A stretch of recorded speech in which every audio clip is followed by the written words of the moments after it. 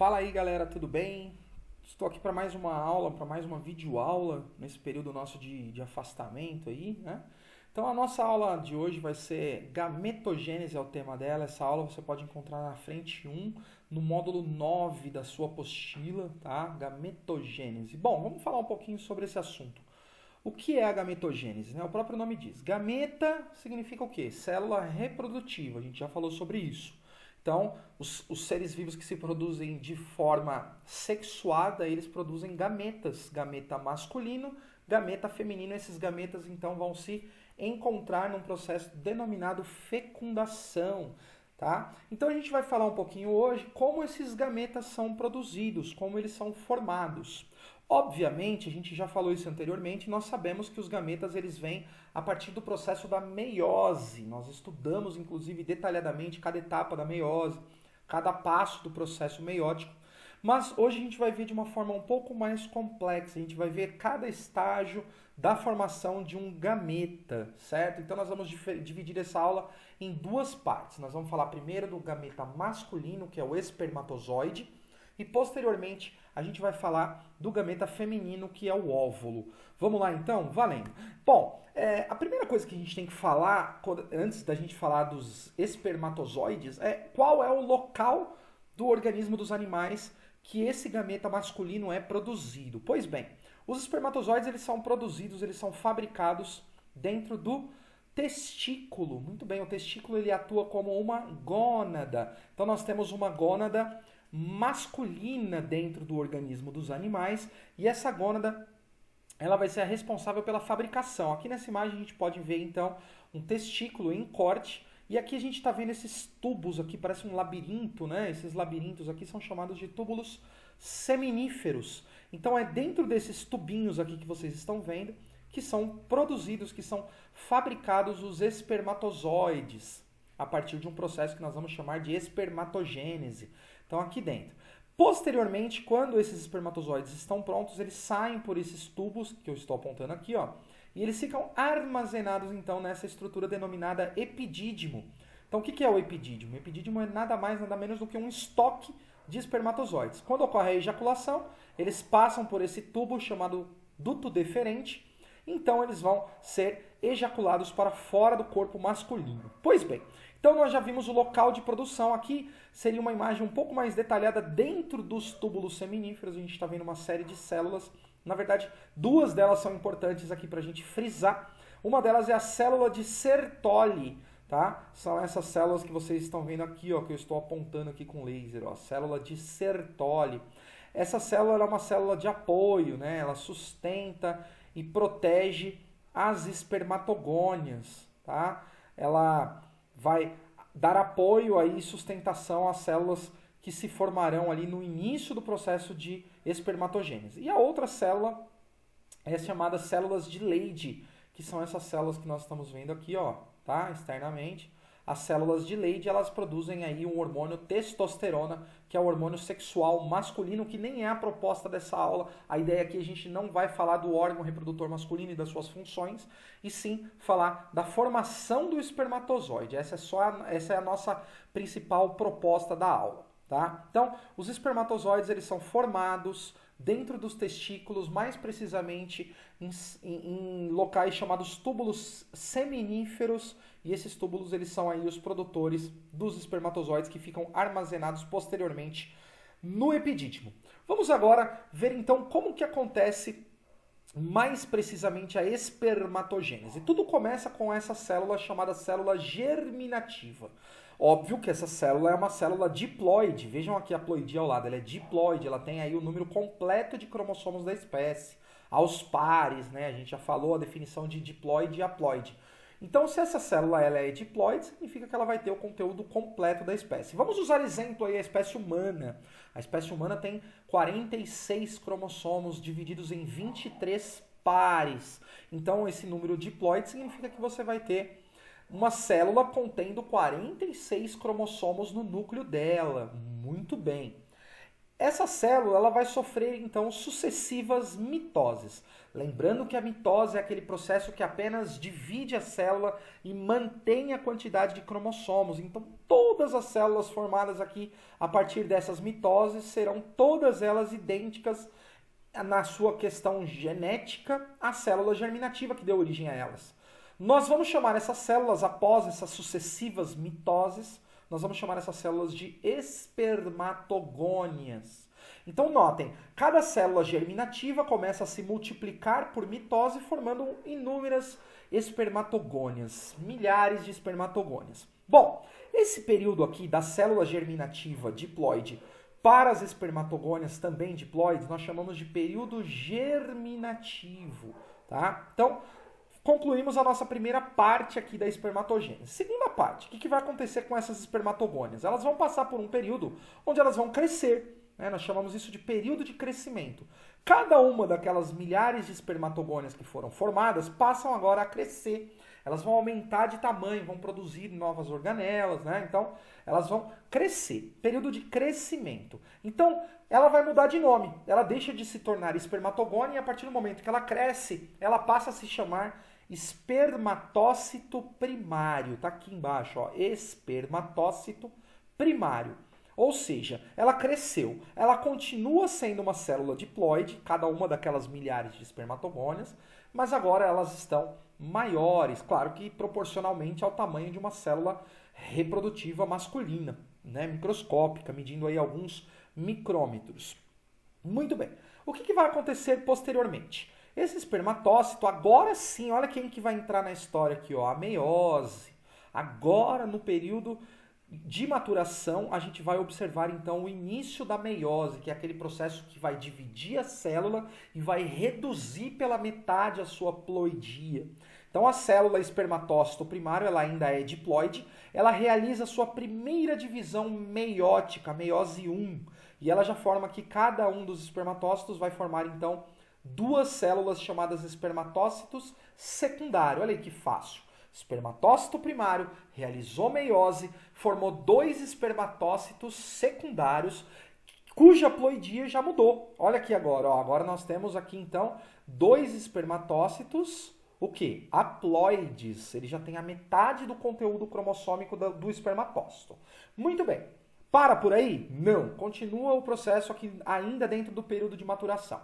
Agora realiza-se então a meiose 2, a segunda parte da meiose, onde cada espermatócito secundário vai se dividir novamente e ele vai dar origem a 4 células chamadas de espermátides. Gravem o nome dessas células, tá? Espermátide. Então são 4. Por que 4? Porque começou com cada espermatócito primário se dividiu em 2 espermatócitos secundários e cada um dos 2 espermatócitos secundários formou mais 2 espermátides cada, dando aí totalizando 4 espermátides haploides ao final do período de maturação. Muito bem. Então nós já tivemos aqui basicamente quase todo o processo de espermatogênese, desde a célula germinativa diploide, né, passando por todos esses períodos até chegar aqui no período de maturação, onde nós produzimos para cada célula germinativa 4 espermátides haploides.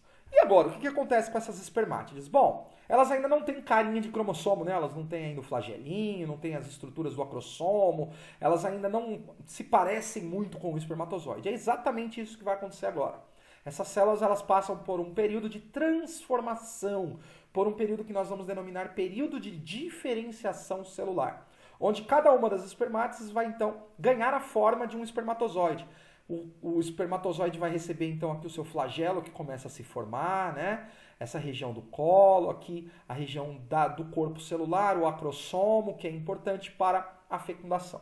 Então, a forma do espermatozoide ela ocorre no último estágio da espermatogênese, que nós denominamos período de diferenciação. Portanto, resumindo, são 4 períodos. Período germinativo é o período em que a célula germinativa diploide sofre sucessivas mitoses e produz uma série de espermatogônias diploides ainda.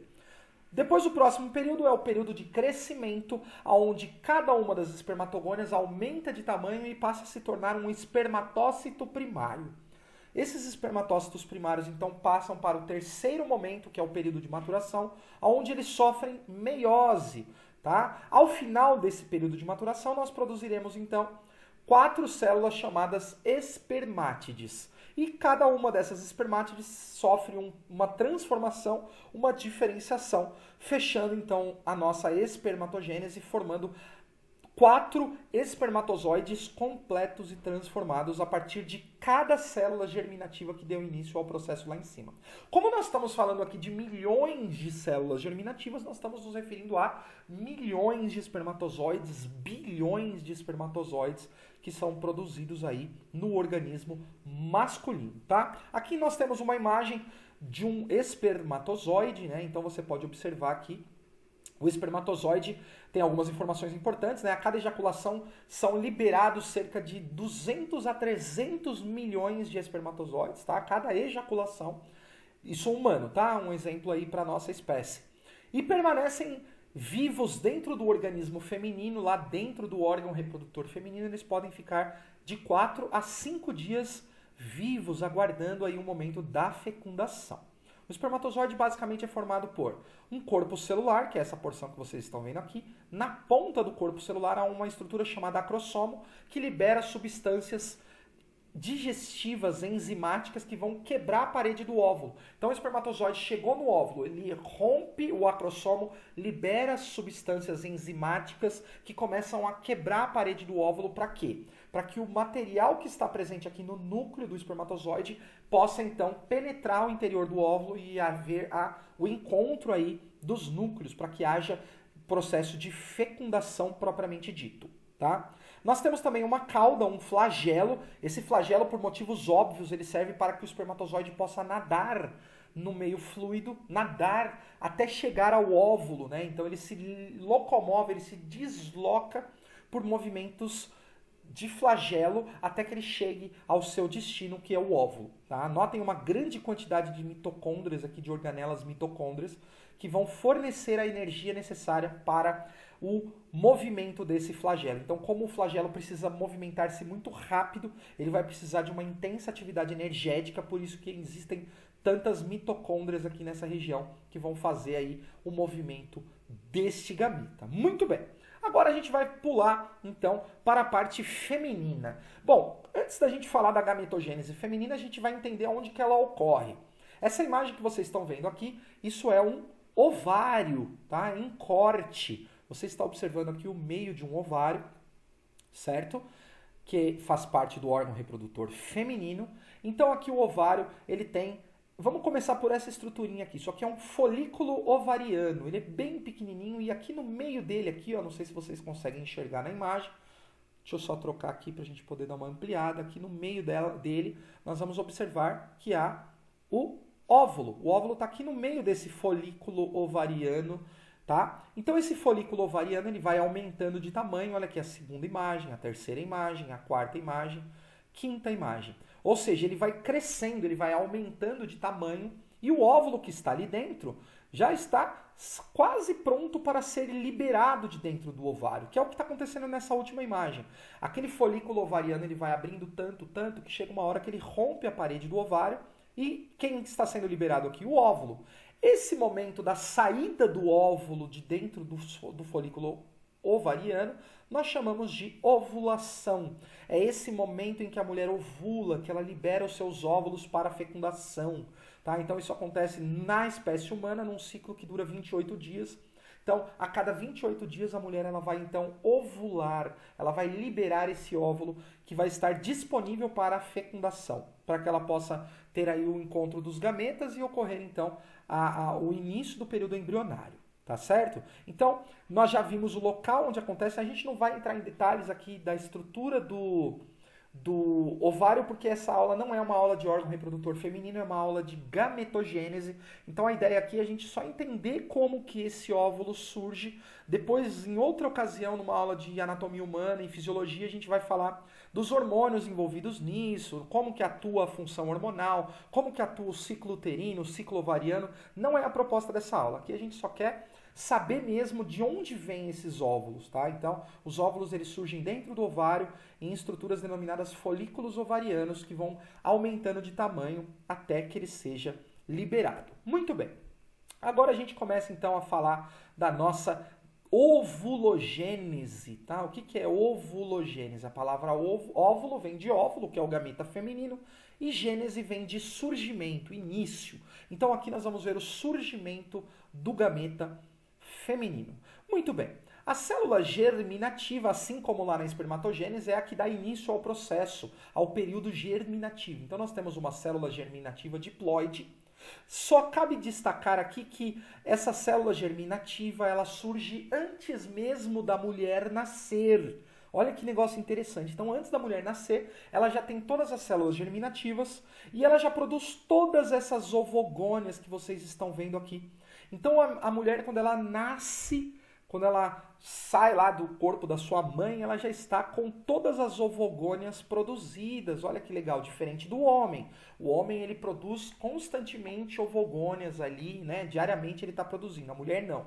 A mulher ela já produz um número de ovogônias definitivo, então quando ela nasce, ela já nasce com todas essas ovogônias formadas. As ovogônias são diploides, né? Lembrando aí, elas vieram do processo de mitose. Então, ó, uma célula germinativa, fez a mitose aqui, formou duas ovogônias diploides, cada uma das duas vai se dividindo e sucessivamente esse número vai aumentando por mitose. Chegamos ao fim do período germinativo com várias ovogônias aqui produzidas, tá? Essas ovogônias passam então por um período de crescimento, assim como nós vimos também lá na espermatogênese. Então, essas ovogônias vão aumentar de tamanho, vão dando origem então a uma célula que nós vamos chamar de ovócito primário, tá? Ovócito primário, que seria a célula aí, equivalente ao espermatócito primário que nós vimos lá atrás. Tá? Então, o ovócito primário é uma célula diploide e ele vai realizar, então, a meiose. Notem aqui que depois do período germinativo veio o período de crescimento e agora inicia-se o período de maturação. O que vai acontecer no período de maturação? Vai realizar a meiose, cada um desses ovócitos primários realiza uma meiose, formando duas células. Prestem bastante atenção porque aqui a gente vai ter alguma diferença em relação ao processo da espermatogênese. Cada ovócito primário desse aqui que a gente formou, cada ovócito primário realiza uma meiose e forma duas células diferentes. Quais são essas células? Ele vai formar um ovócito secundário e ele vai formar uma outra célula chamada glóbulo polar, tá? Esse glóbulo polar, ele não tem função orgânica, ele não vai servir para nada, literalmente. Aí você fala, professor, mas como assim não vai servir para nada? A gente está vendo um processo biológico que gera uma célula inútil? Na verdade, ele não é tão inútil assim. A função do glóbulo polar aqui é manter a nossa matemática. Por quê? Ao final do processo todo, a gente só vai formar um óvulo, diferente lá da espermatogênese. Lá a gente formava 4 espermatozoides, certo? Então todas as células formadas a partir da meiose viravam espermatozoide. Aqui não. Aqui eu preciso apenas de um óvulo, tá? Só que por uma questão matemática, a meiose tem que gerar 4 células. Ela precisa formar 4 células. Isso é uma regra matemática da meiose. Só que dessas 4 células, 3 delas, elas vão ser chamadas de glóbulos polares. Elas não vão ter efeito reprodutor, essas 3 células aqui, tá? Restando apenas uma única célula que vai ter ação reprodutiva, que é o óvulo aqui que vocês estão vendo na imagem. Então vamos de novo. Você tem um ovócito primário, sofreu meiose 1. Formou 2 células. Uma é o ovócito secundário, haploide. A outra é o glóbulo polar, também haploide. Dividimos aí o conteúdo de cromossomos. Esse ovócito secundário sofre meiose e forma 2 células também. O óvulo, que está aqui embaixo, que é a célula importante que nós queremos, e outro glóbulo polar. Todos esses glóbulos polares que vocês estão vendo em azul aqui, todos eles se degeneram, tá? Eles não vão atuar como gameta, eles não vão ter função reprodutiva. Então, qual que é a diferença da espermatogênese? Cada célula germinativa, cada uma das células germinativas que nós temos no processo, vai gerar apenas um único óvulo. As outras células formadas pela meiose, elas são células que não atuam no processo reprodutivo. Tá? Lá nos espermatozoides nós temos então 4 células funcionais, aqui nós temos apenas uma única célula funcional. Beleza? Então, resumindo, período germinativo, as células germinativas sofrem sucessivas mitoses, dando origem às ovogônias diploides. Muito bem. As ovogônias diploides crescem no período de crescimento, tornando-se ovócitos primários. Esse ovócito primário, que ainda é diploide, dá início então ao processo de meiose, formando ao final desse período de maturação 4 células, sendo que dessas 4 células apenas uma será uma célula viável, que é o óvulo. Certo, galera? Muito bem, então a gente conclui aí as duas partes da nossa gametogênese, que é a espermatogênese e a nossa ovulogênese. E para a gente encerrar, vamos ver um pouquinho da estrutura do óvulo, assim como a gente viu o espermatozoide. O óvulo ele é formado por um corpo celular, tá? Ele não tem flagelo, porque ele não nada em direção ao outro gameta, ele fica parado esperando, tá, a chegada do gameta. Ele se move sim a partir dos movimentos que ocorrem na tuba uterina, mas ele não vai em direção ao gameta masculino, e sim o gameta masculino vai em direção a ele. Aqui no núcleo, aqui no meio dessa célula a gente está observando o núcleo, né? Esse núcleo ele é responsável por fecundar, né? Então esse núcleo é o responsável aí pela fecundação juntamente com o núcleo do espermatozoide. Essa célula mede 1 milímetro de diâmetro, dá pra gente ver que é uma célula bem grande, né? Ela é a maior célula do corpo humano, se a gente for comparar com todas as outras células que nós apresentamos, ela tem 1 milímetro, ela chega a quase ser visível, né? Se a gente conseguir enxergar coisas bem pequenas, a gente vai conseguir enxergar ela porque ela mede 1 milímetro de diâmetro, tá? Apresenta no seu conteúdo, no seu interior, uma substância aqui no meio do óvulo, uma substância chamada vitelo, e esse vitelo ele vai fornecer nutrientes, ele vai nutrir o embrião durante o seu desenvolvimento. Então, o óvulo ele apresenta uma certa quantidade de vitelo que vai servir aí para fornecer energia para o embrião enquanto esse embrião estiver se desenvolvendo. Certo, galera? Muito bem, então. A gente encerra aqui a nossa aula de gametogênese animal. Nós falamos nessa aula sobre os dois tipos de gametogênese que acontecem nos animais. A gametogênese masculina nós chamamos de espermatogênese. A gametogênese feminina nós chamamos de ovulogênese. Bom, eu espero que eu tenha ajudado vocês, galera. Fiquem com Deus, bons estudos para vocês. Se cuidem, lavem bem as mãos aí. A gente se vê em breve. Grande abraço, valeu!